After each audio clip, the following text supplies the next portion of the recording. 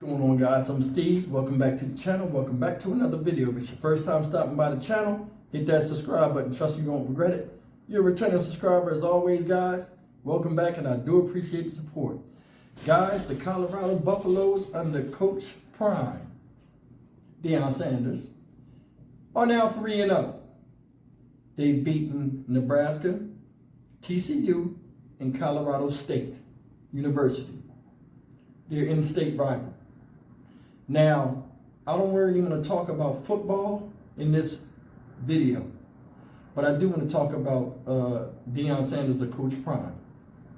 He has done a phenomenal job. I've done videos in the past. It's been a while since I did one.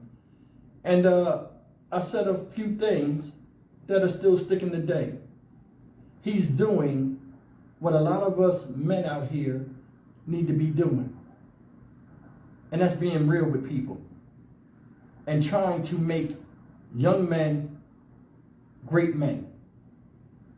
I cannot tell you how proud I am of the achievements he's done, both in Jackson State, with helping develop young men, and the University of Colorado, which he just took this job at. He's a very smart person, and a lot of us, hell, all of us should take notes, because he's doing something that I've done in my profession or my business to help me elevate my status to where I am today. I respect him. You may not like him back in the day when he was catching interceptions on your favorite team in the NFL or college. But I mean, that's the game he was playing. This is reality. And this is who Coach Prime is. And I respect the hell out of him. And I'm going to talk about a little bit in this video why you should too. First thing is this. From what I gather and what I've seen so far from watching the YouTube channel, keeping up with sports, keeping up the news, he just did a 60-minute interview yesterday on the show 60 Minutes, and it's worth taking a look at.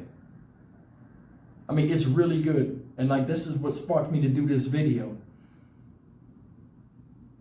5 things he talks about and he holds his players to that I really respect him. And this is why I think they got such a quick turnaround. I mean, in fact, I think, without a doubt, this is why they're winning. Now, will they go undefeated? I don't know. I hope so, because I'm riding with him regardless.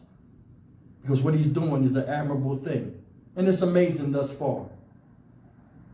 First thing is this. He holds all those players that he has accountable, both on the field and off. And that's something we can take with us, especially as parents, because a parent is a coach. Whether you realize it or not, male or female, you are a coach of your children. You're coaching them in the playbook of life. You agree or disagree.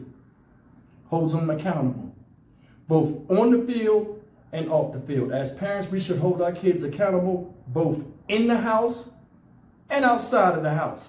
They act up in school, you know how we do. You know what the program is. You need to stick with it and represent this house, this home, when you're out there in the street. There's a lot we can take from football. Football is one of those sports where it exposes you. People can talk all they want on the sideline or when they're not in pads or what they're going to do and what they're not going to do. But when you're in the heat of battle, we see who's real. And that's why I like football so much. Number 2, he gives honest analysis in anything he says. And he tries his best to back it up. A lot of people don't like his cocky attitude, or they deem his attitude as cocky. Man speaks with extreme confidence, and we all should do that. Within our limits, we should. He came in that meeting, remember when he first got that job? He came right in the meeting to address the players. A lot of people had a problem with it. He came in there, hey, the transfer portal's right there. A lot of y'all need to head for it because you're not going to be here next year. A lot of the stuff I heard y'all was doing, that's not happening no more. I'm bringing in new players. My sons, he called it luggage. I'm bringing new coaches. Everything going to change. What y'all was doing before, forget about it. You won't do it with me. He put his stamp on that team. He said, I'm here and I'm coming. You know what I'm saying? What happened? A lot of controversy. It was between football season, so, you know, any news is Good news. A lot of people left. A lot of players went to transfer portal. A lot of players left and said some bad things about the Colorado program and about Coach Prime and so on and so forth. Everybody's not for everybody, people.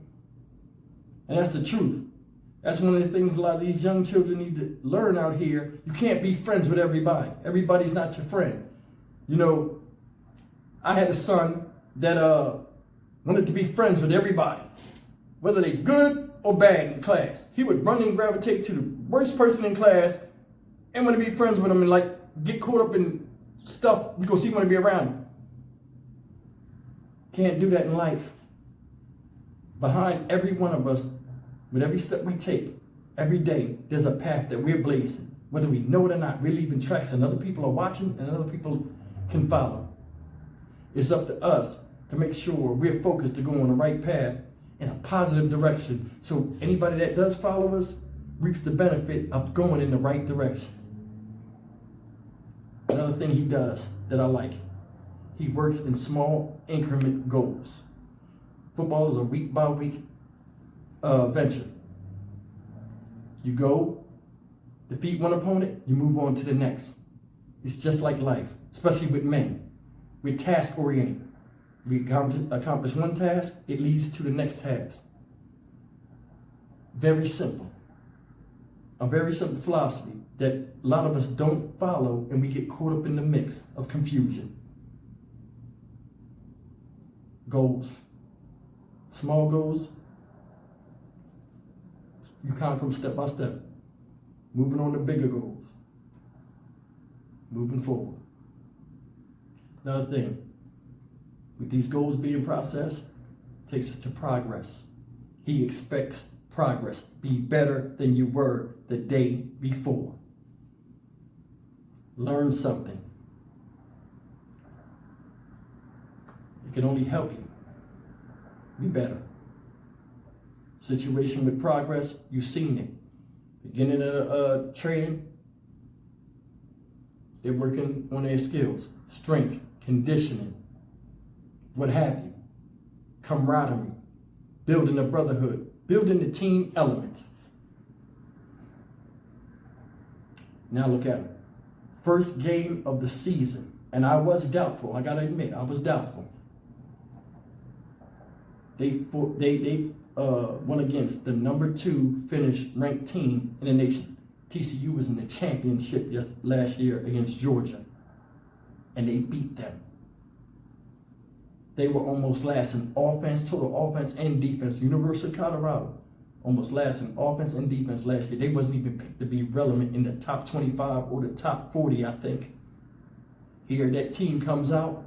What were they, 1-11 last year or 1-10? All hope was gone. New players, new attitude, new regime, new energy. Whole campus was buzzing. They came in and they won. After they won, it's been nothing but a hell of a ride thus far. Like I said, I don't think they'll go undefeated. And they face Oregon this week. That's going to be a challenge. They put up, 178 points in the last 3 games? And they play Oregon at home. It'll be a tough challenge, but I think he'll have those players up for it. You see what I'm saying? Another thing, and this is the final thing I want to talk about a little bit, about why I respect him so much. He demands respect from his realism, meaning he leads by example. That man got some of his toes cut off, and he got foot problems right now from playing in the NFL, his sacrifice. I know he's in a lot of pain. He's still out there running because he's passionate. He runs out that tunnel just like the kids. He shows them. He's in the trenches with them, on the sideline. You know what I mean? Leading by example. He's done what a lot of them want to do. Play in the NFL. He made an accomplishment, a Hall of Famer. That speaks volumes. I made a comment, a while ago when he first left Jackson State, when I first did my first story about the situation. In the 60-minute interview, guys, he never bashed him, never said nothing bad about him. The reporter tried to bring it up. He deflected it. That should let you know. No matter what happens in the past, your future is still your future. And your present is where you dictate whether the past affects you or not. I give him respect. He could have trashed Jackson State. And a lot of people would, of weaker mind. But this man knows what's at stake, and he knows where his focus is. And we need to learn a lot, both men and young men, that it's not where you was at, it's where you are now and where you're trying to go. I have nothing bad to say about him, his coaching method, and the direction they're going in. I'm gonna tell you another thing that I think is cool. He has 3 sons, right? 2 play on that team. They each had their own personality. He has 1 son that does all of the media. I think it's called Well Off Media. I watch it on YouTube. Does all of the videos and stuff like that, the cinematography, everything. And I want you to pay attention. He's not playing football, but he's still passionate about something, and they're all supporting each other, and they're all using what each one brings to the table to make something beautiful.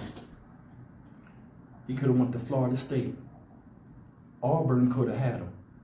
TCU could have had him, but they shunned him.